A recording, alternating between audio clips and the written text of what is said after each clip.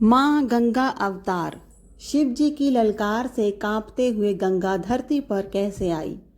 बहुत समय पहले की बात है। देवताओं और असुरों के बीच युद्ध हो रहा था।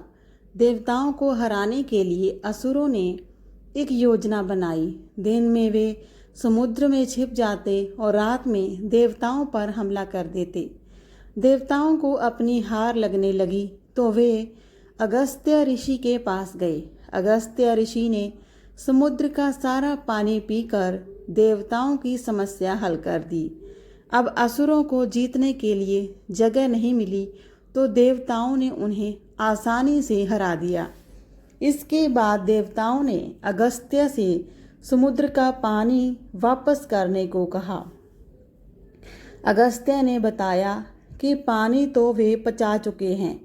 समुद्र खाली हो जाने से धरती पर लोगों के पास बिल्कुल भी पानी नहीं बचा।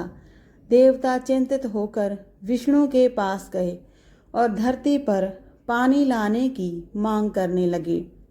विष्णु ने उन्हें आश्वासन दिया कि स्वर्ग से गंगा धरती पर आएगी। इस बीच पृथ्वी पर राजा सगर पूरे विश्व को जीतने के लिए यज्ञ कर रहा था।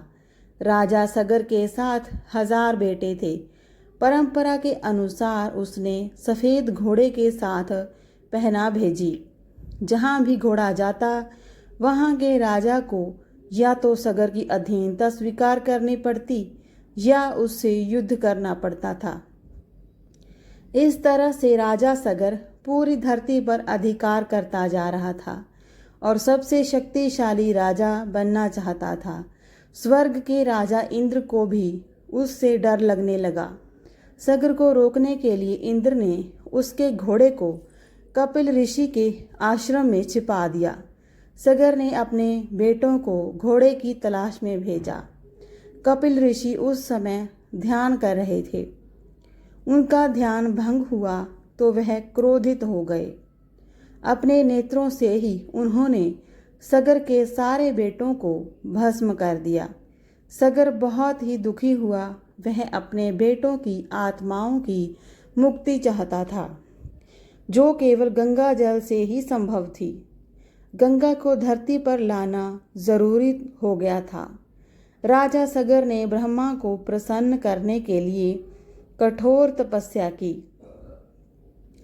लेकिन तपस्या पूरी होने से पहले ही उसकी मृत्यु हो गई।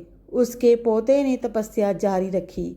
इस तरह पीढ़ी दर पीढ़ी सगर के वंशज तपस्या करते रहे।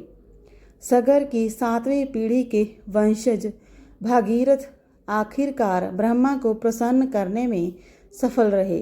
ब्रह्मा ने उनकी इच्छा पूरी की और गंगा से कहा कि वह धरती पर जाकर बहे। गंगा स्वर्ग छोड़कर धरती पर नहीं जाना चाहती थी। उसने धमकी दी कि वह अपनी धारा से धरती पर सारे जीव जंतुओं का नाश कर देगी। गंगा के तेज प्रवाह को संभालने की क्षमता सिर्फ शिव जी की मजबूत जटाओं में ही थी। भागीरथ ने शिव से सहायता मांगी। शिव ने अपनी जटा खोल दी और पूरे आकाश को ढक लिया। जब गंगा स्वर्ग से उतरकर नीचे आने लगी तो शिव ने अपनी जटाओं में उसके सारे जल को रोक लिया और जटाएं बांध ली। गंगा शिव जी की जटाओं में बहुत सारी छोटी छोटी धाराओं के रूप में बह निकली।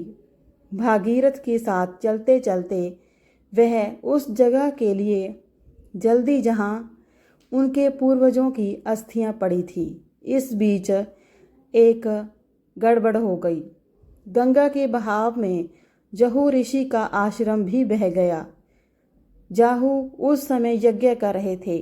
गंगा की धारा से उनके यज्ञ की अग्नि भी बुझ गई। गुस्से में आकर जाहू ने समूची गंगा को ही पी लिया। हालांकि जब उन्हें पता चला कि लंबी तपस्या के बाद गंगा को धरती पर लाया गया है तो वह उसे छोड़ने पर सहमत हो गए थे। उन्होंने अपनी बाई जंघा काट दी, जिससे गंगा फिर से बहने निकली। गंगा का नाम तभी से जानवी भी पड़ गया, जिसका अर्थ जाहू की बेटी होता है। गंगा बहती गई और उसने भागीरथ के पूर्वजों की अस्थियों को भी धो दिया। इस प्रकार गंगा का नाम भागीरथी भी पड़ गया। इसके बाद गंगा ने समुद्र को भी भर दिया। तभी से समुद्र का नाम भी राजा सगर के नाम पर सागर पड़ गया। धरती के लोगों को भी इसके बाद पानी की कमी नहीं रही। आज की कहानी अच्छी लगी हो तो वीडियो को लाइक और शेयर ज़रूर करें। चैनल को सब्सक्राइब करना ना भूलें। मिलते हैं नई कहानी में। धन्यवाद।